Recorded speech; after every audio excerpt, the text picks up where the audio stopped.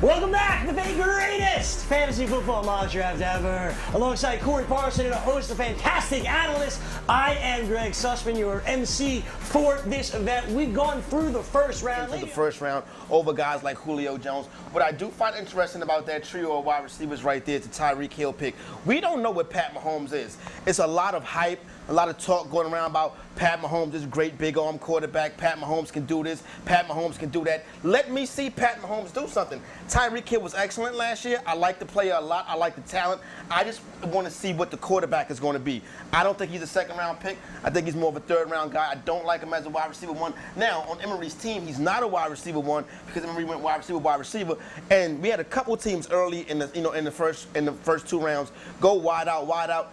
It's going to be interesting to see who those teams go to as their running backs. Tyreek Hill went to you, Emory, as Corey said, and he brought up a lot of fair questions when it came to Patrick Mahomes. What makes you feel comfortable with Tyreek Hill in the second round? Both of their skills match up very well to one another. You have Mahomes that has the arm to really the old school Tecmo Bowl arm to go end zone to end zone. You have Tyreek Hill who has legit end zone to end zone speed.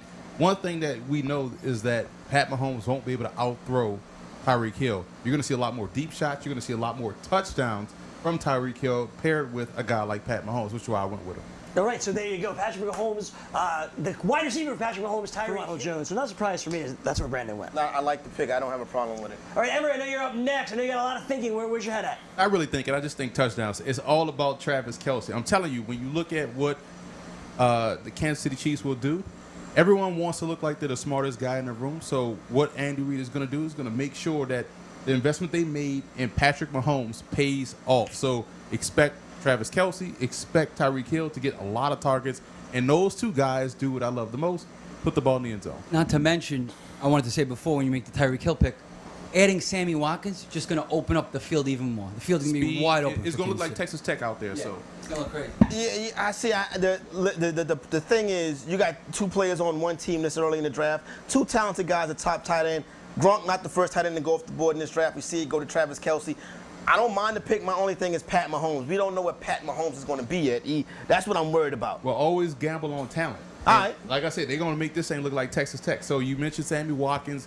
Yeah, but I think the guy that's going to lose in this situation. But Baylor not on the NFL schedule. But it's going. But where they going to lose in this situation is probably Kareem Hunt. I don't see him being that guy.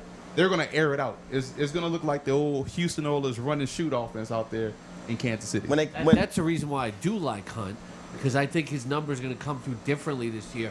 I like them to be explosive like you, Emory, but that's going to set him up to punch it in a lot near the goal line. I wouldn't take Travis Kelce over Rob Gronkowski if you paid me $100 today. Oh, wow. That's why we play the game. Why is that, B? Why is that? Because Rob Gronkowski is the #1 fantasy tight end by any metric that you put into your system. All right. If he plays at least 9 games in the season, he's been the #1 or #2 tight end in the season with at least 9 games. That's it. That's all he has to do to be #1 or #2. In Travis Kelce's career, who has thrown him the ball that has the talent of Tom Brady? I know nothing about Patrick Mahomes in the NFL.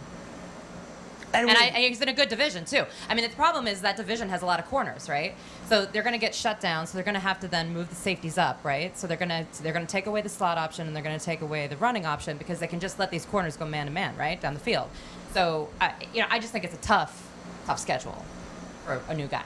I would have challenged the watch over a $100 bill personally. But Pat Mahomes in the NFL, he's going to push it out, but everybody says he's a gunslinger. I would not anticipate a lot of turnovers as well. Everything you said, I agree with the Tyreek Hill thing, but Alex Smith made these guys what we thought of them last year because he was efficient with his passing, his delivery. It was short yardage, and he was letting his playmakers make plays. You got a guy like Sammy Watkins in that offense, for instance. I think he benefits from a guy like Mahomes, but how often is Mahomes going to be as accurate downfield is my question. Did anybody watch Texas Tech play? Yes. Yeah, but you had Shimonette. You had Shimonette lived in that offense as well. Tariq Cohen, people said this. I'm helping Jake draft better because he took what I told him and took Rashad Penny. That was actually the guy I wrote down. But Jake is copying off my paper. But I love Rashad Penny. What you do in college, you're going to do exactly that in the NFL, especially if what you do in college is score touchdowns.